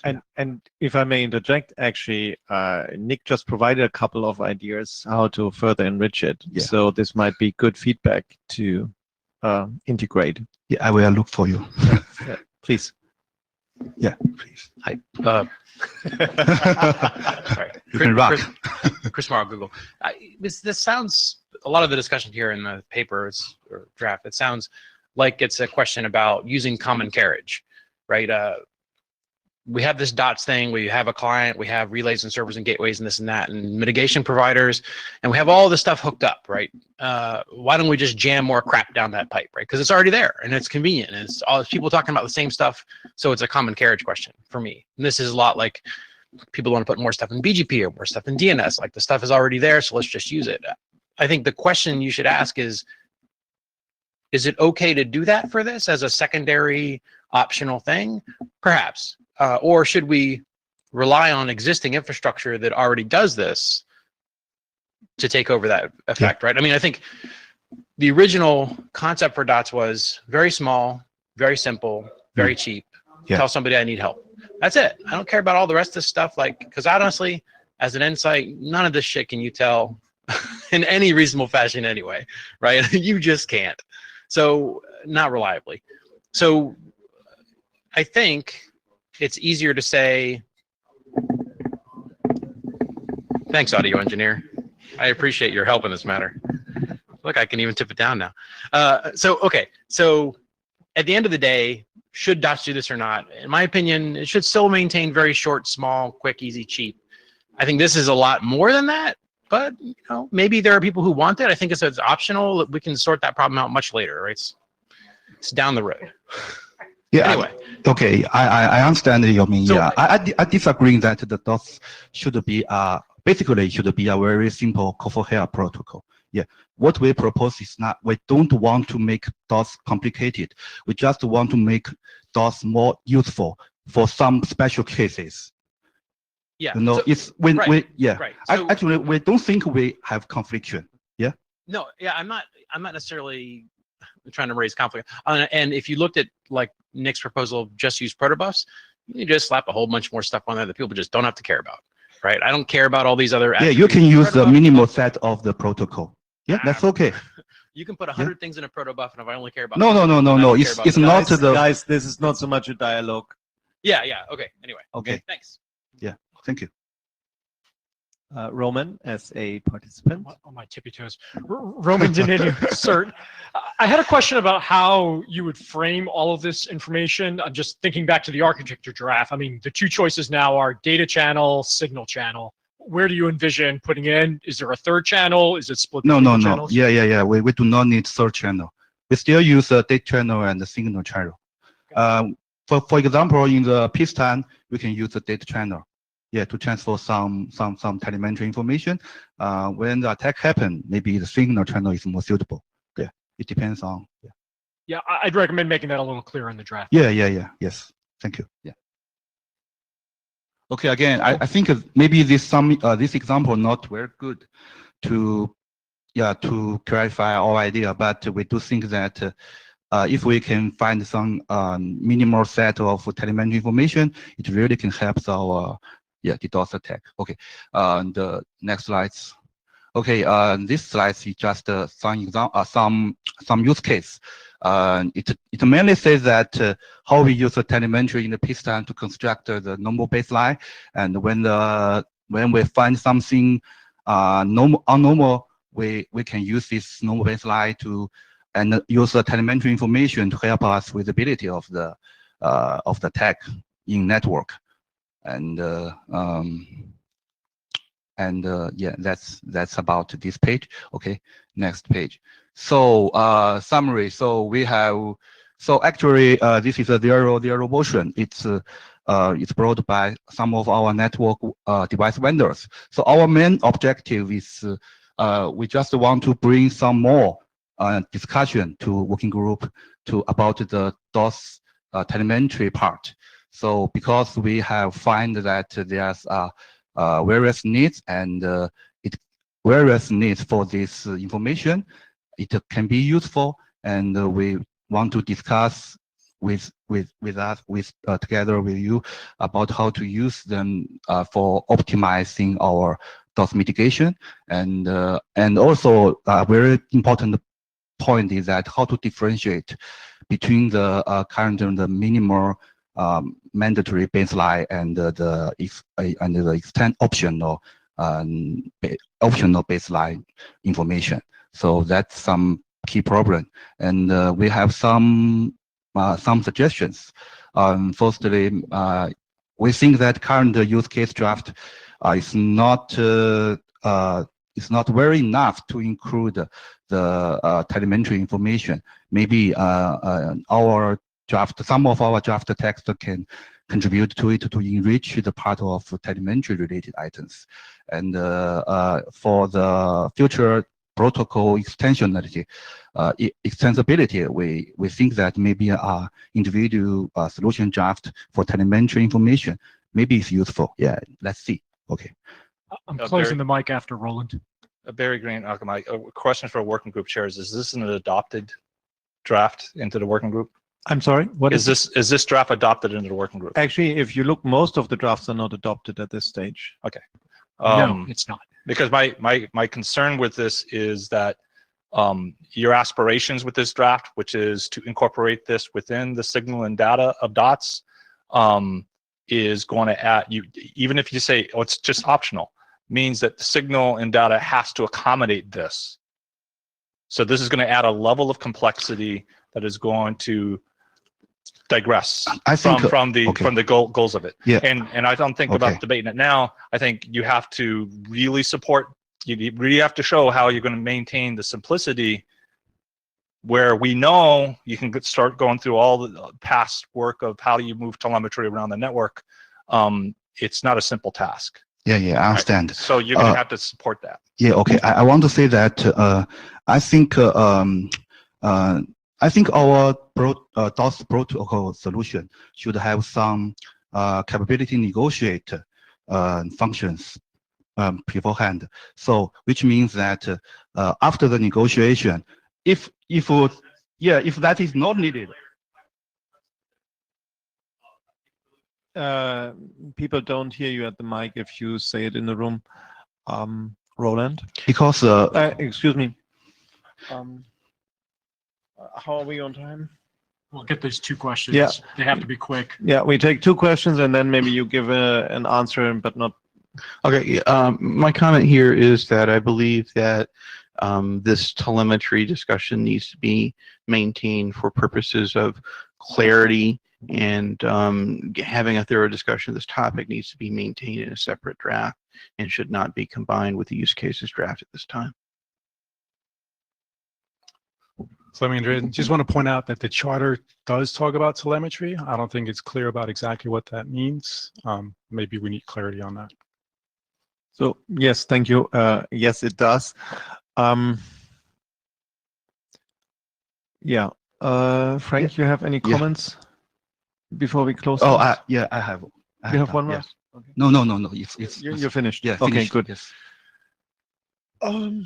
Okay, good spirited discussion. We'll have a little bit more time at the open mic if we can keep to the schedule. So next up is Fleming. You're gonna slot in to do this talk.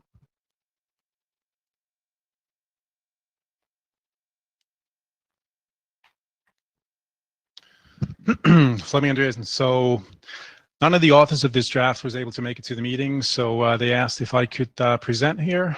Tiro, I believe, is actually in the Meet Echo session, so you can still ask tough questions, and Tiro will be more than happy to answer all of them. This presentation is for the 02 version of the signal channel draft. If you've been keeping up, then you will notice that there is at least an 04 version out there right now. So there's a couple of changes, and they're not reflected in here. So I just want to point that out for people. Next slide. Is basically the outline of what we're going to cover, which is essentially the changes from 01 to 02. So there was some additional information about how you deal with session configuration. We agreed that that would be done as part of the signal channel right now. So we'll talk about discover, configure, retrieve, and delete. Redirected signaling support was added in here as well. Just a quick update of some proof of concept that Tiro has done, and then quickly around security and the use of TLS or DTLS 1.3. Next slide, please. So this is showing how you would essentially figure out what are some of the configuration parameters that are being supported. If you recall, this particular signal channel proposal uses CoAP. So that's what you see here, a GET request that is asking for the acceptable configuration parameters. Here you see heartbeat interval, max retransmit, and act timeout with essentially range values in there. Next slide. Here we are talking about the session configuration, actually getting that put in place. So there is a post request that is being submitted there that provides the configuration data parameters, and that of course should align with whatever was actually supported, unless you already knew that. You can obtain that information as well later on, and you can remove the configuration as well if you want to. Next slide. You can, of course, encounter error scenarios. 422 is going to be returned in that particular case, and the server can essentially provide you with information about what are the supported values using the same parameters as you saw before. Next slide. Redirected signaling support was added in here, and we had some discussions previously around should we try caching DNS, because again, under attack scenarios, if we do redirection, what about DNS resolution, et cetera, et cetera.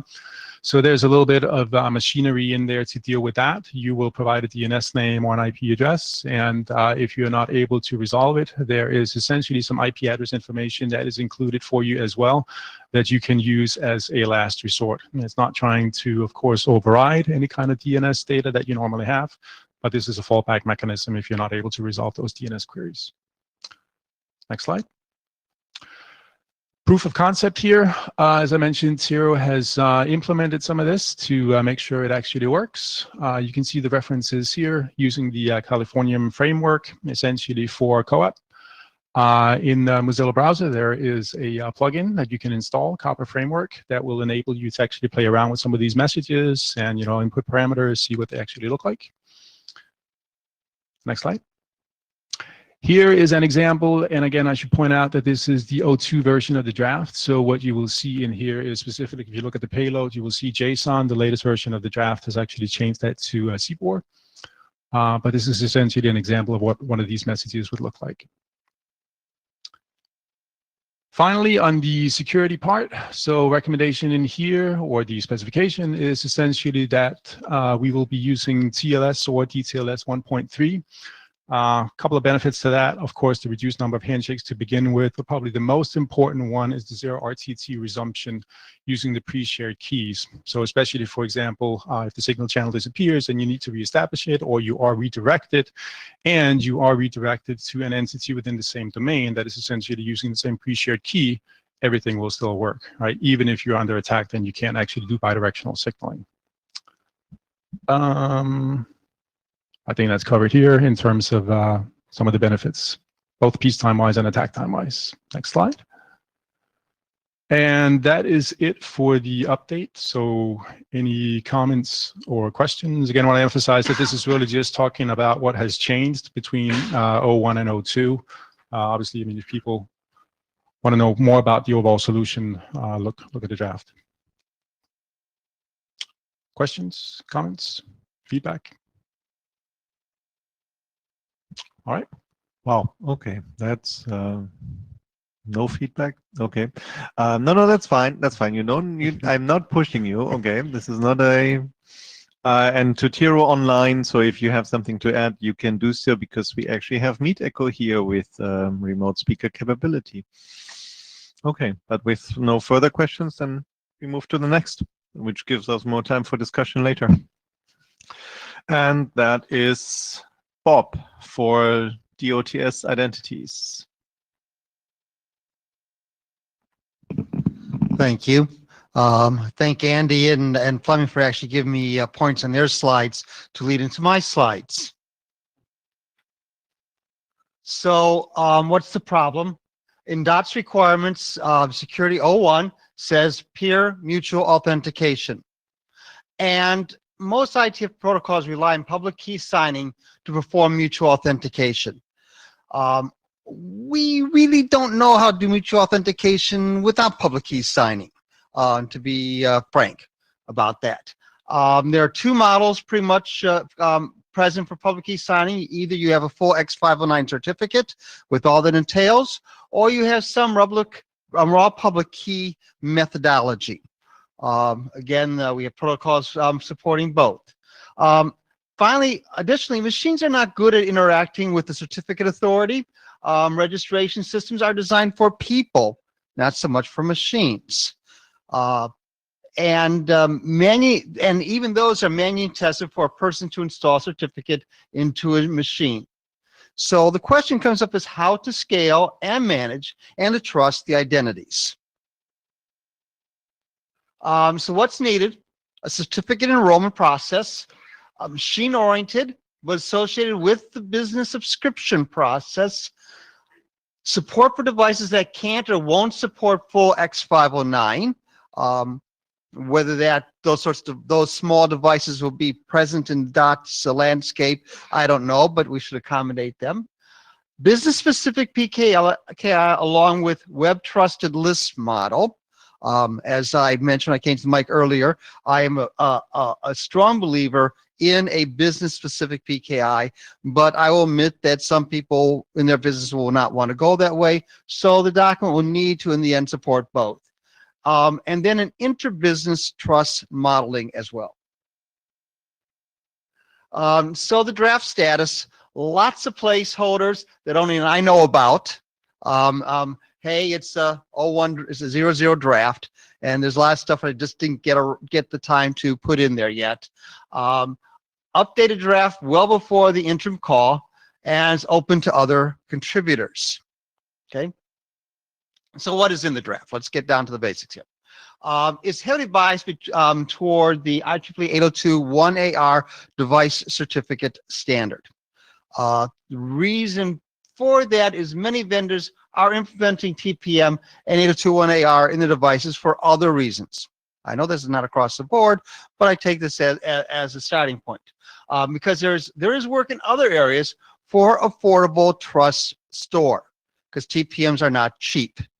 And we're having this in many other arenas where there's a push for mobile TPMs, low-cost TPMs, and the rest of it. Some safe store for those private keys where they'll be safe. It also gets into code signing issues and other related things. There are some attempts at enrollment here in the IETF. We have Brewski over in Anima, and we have ZeroComp over in RestComp. And there's, of course, there's 70-30 enrollment over secure transport. And then you go to the old PKIC stuff way back if you so want. The intention of a single PKI per DOTS provider. And support for the raw public key methods as well. What is not yet in the draft? Complete certificate enrollment process. 802.1AR certificates and others. I do plan on pursuing this. I've had a lot of discussions prior to getting this draft I need to get in. Plus, I've reviewed this, the Zero Touch draft. I do not feel it's really applicable, but it may be a good starting point. And inter-provider trust model. I prefer the Bridge CA model because I invented it back in '97 as a way to establish trust between multiple PKIs. But Dane has been mentioned. I have problems with its span of trust and control of trust. Same way I have problems with managing a trust list. But I will try to cover the pros and cons of all these different approaches. Recommendations on LDAP or other trusted lists for how you manage the list of, if you're not going to have your own business PKI, how you will trust all the certificates you get from other places that you say, yes, this is a trusted entity I want to deal with, even though I do not control their trust assertion.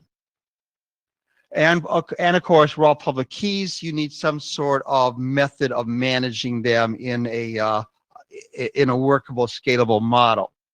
And there's probably other stuff which I haven't listed here that I will need to put into it. So this is a work in progress. And just a placeholder. We do, as we mentioned, we really need the ability to identify these devices for lots of reasons. First step, how do you establish mutual authentication in any of our protocols? Whether you use TLS, DTLS, IPsec, XYZ, we all know that we've gone down this road. You need a way to sign those exchanges to establish the trust. And then we need the identities for when you get into the business about who is it that actually called for help, how to identify that call for help. How far we'll go down into that data modeling. Will we make any recommendations along that way? There are privacy concerns, as our AD said, but inside the business model, you need to know who called for help. It's a question then how you may mask that call if you need to pass that information over to one of your business mitigation partners in terms of actually like who you're helping. So next slide. So next steps will be to rev the draft as soon as I can get round to it in the next couple of weeks. And then get the draft accepted by the working group, because I do feel this is a critical item. And those really that really completes my presentation. Tobias Gondrom, working group chair head of. So this is interesting, but I'm a little bit not clear why this should be in DOTS. So I can see, yeah, there's some constraints in the PKI infrastructure, but this doesn't only apply to our DOTS client server situation. This applies generally. So I'm not quite clear why you want this to be done here. Maybe you can enlighten me. I will. Anima work is concerned about getting a device onto a specific network. How do I establish trust in a particular network that now the 802.1x registration, the rest is going to work? That's what Brewski is dealing with. It's very small environment. Zero touch may have some implications in here. Zero touch is more inside a particular control domain of an enterprise or a service provider, and where they own those devices and how they are establishing trust in the model. Here we may have the first case of devices in an inter-organizational communication and how this then scales up yet to the next step. So I'm talking about a layered sort of issue and those of us who have lived 802.1ar and these discussions, we've had these discussions for maybe 10 years and how these things work or could work, but we've never really designed the protocols to and the process to actually do this. So why here? You're first on the block. Roland Dobbins, Urban Networks. Forgive me if this is a stupid or naive comment because I'm straying beyond my area of alleged expertise here. But I believe that we envisage, and this is not intended, to be a limiting factor, but we envisage that a lot of DOTS deployments, at least initially, will be using pre-shared keys, shared secret type of deployment. And I'm not trying to obviate, PKI and registration and all that kind of stuff, but that's something to keep in mind. I fully understand that there is a lot of manual deployment, of manually putting in keys, from security hat on. That's not something I'm going to necessarily put in standard unless I have some way to change them.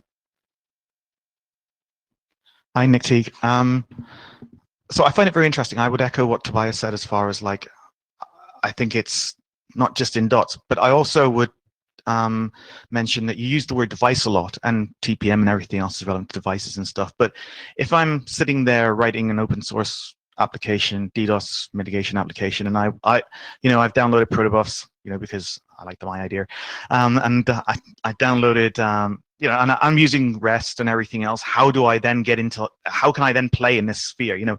It's like it's creating a very high bar for me to then be able to even do this, whereas I just want to be able to spend a bit of time, read the spec, push it into perspective, and then that's the way I want to go. This is far too heavy for what I would want to do in that context. I just wanted to make that clear. I think from a vendor perspective and everything else, yeah, if we're already doing TPM, why not just do other TPM?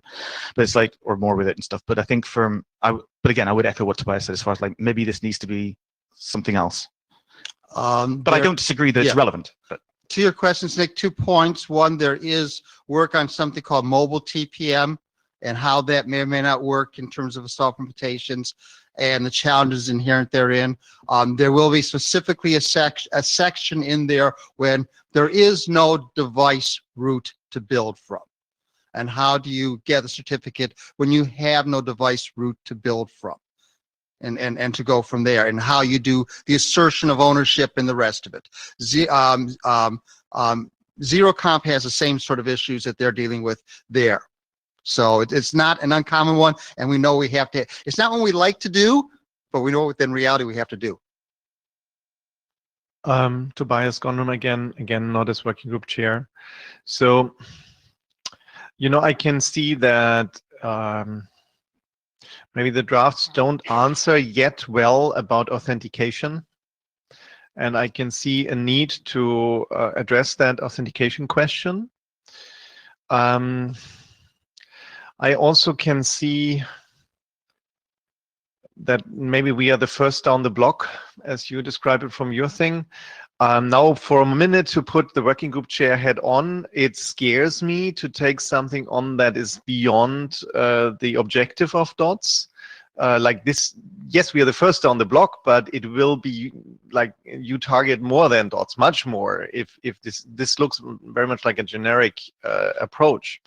So yeah, as working group chair, I feel a little bit, this is not so good. But equally, I also appreciate that maybe there's no other place. So, but like, let me conclude as working group chair. I'm very reluctant. I feel very reluctant to take something on just because we're the first down the block. I don't think that's a strong argument. But this is just my humble personal stage at this moment. Thank you. As initial step, I may say, I start here, I take it here, I meet the DOTS requirement, and here comes maybe our AD to chime in terms of where we may go from here. So Kathleen Moriarty, AD. I think you should continue working on this, Robert, and I don't know where it will land. For the DOTS working group, I'm going to have to see what the proposal is for your authentication so that we're not winding up with something that's going to get stopped in the IESG queue. That's one of my concerns if it's not good enough. I just came from a depressing meeting this morning on the state of security in several different areas from things, and designing things well is important.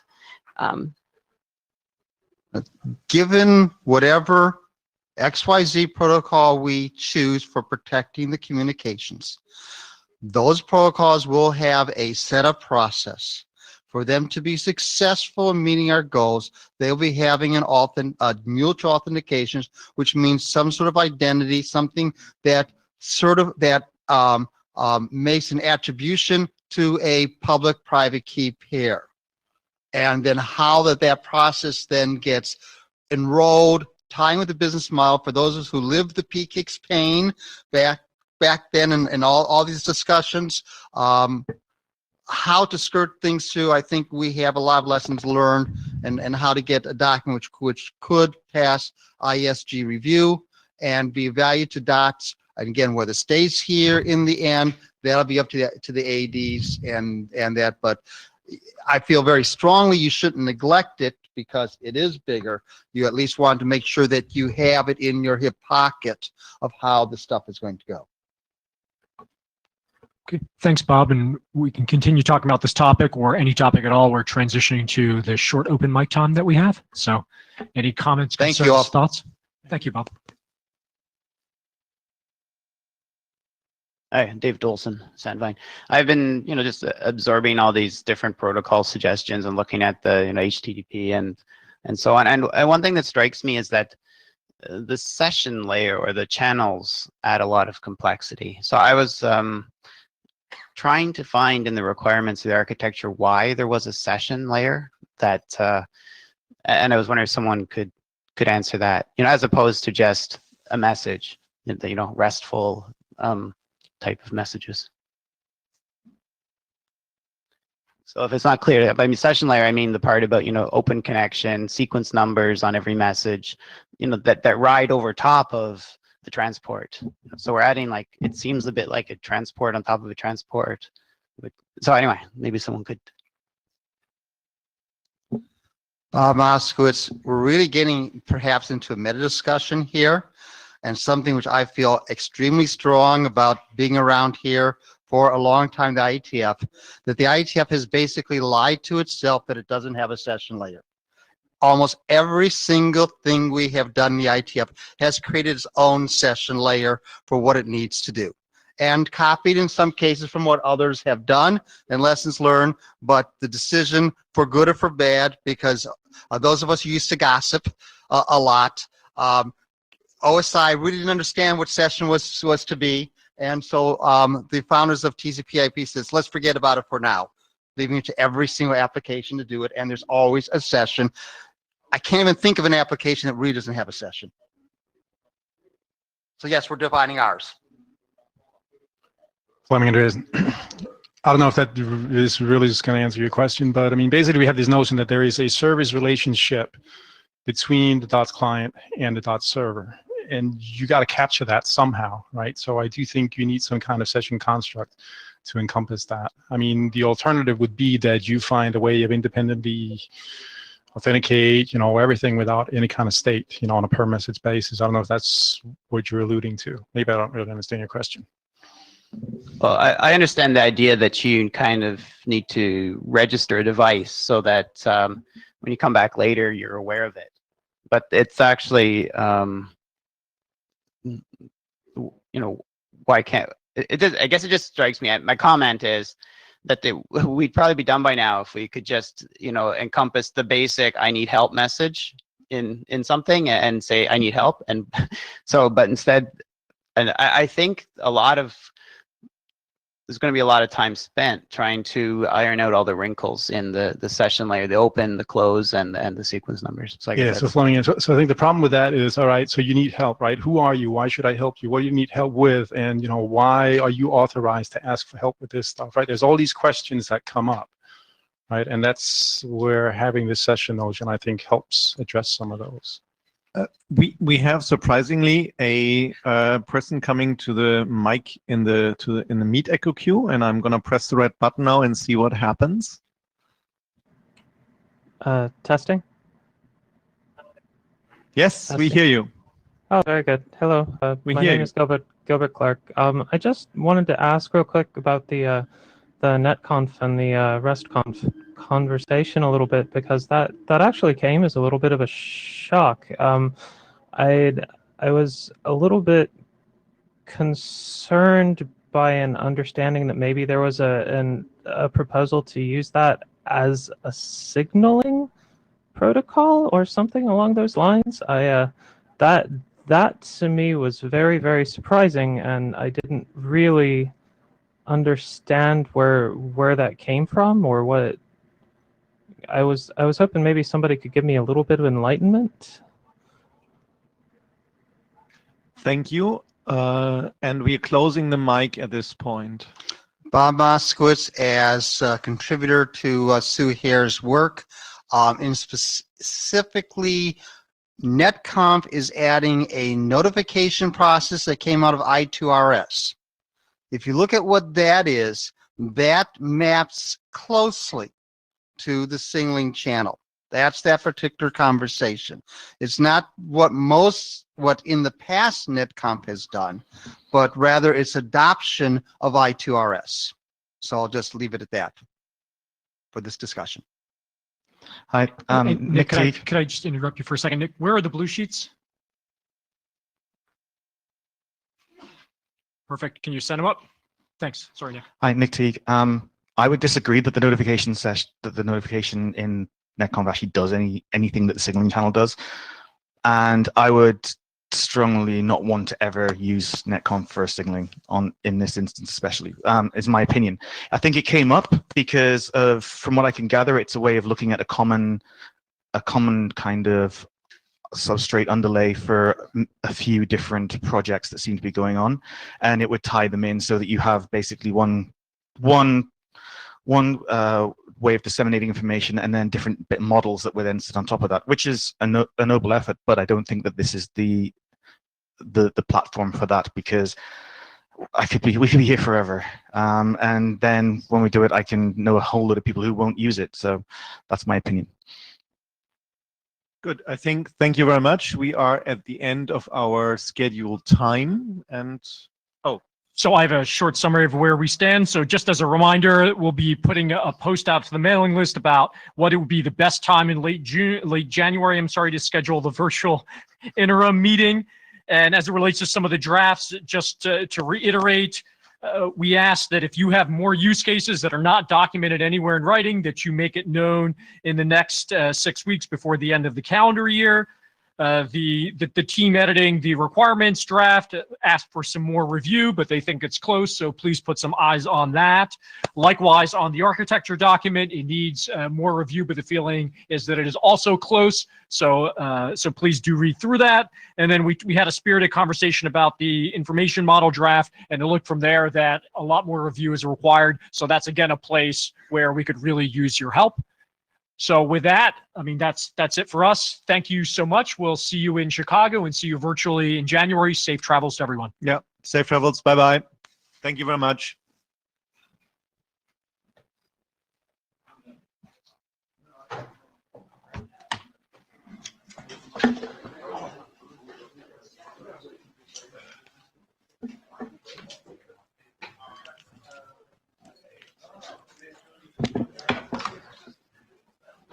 Good to see you, Roland. Safe travels back.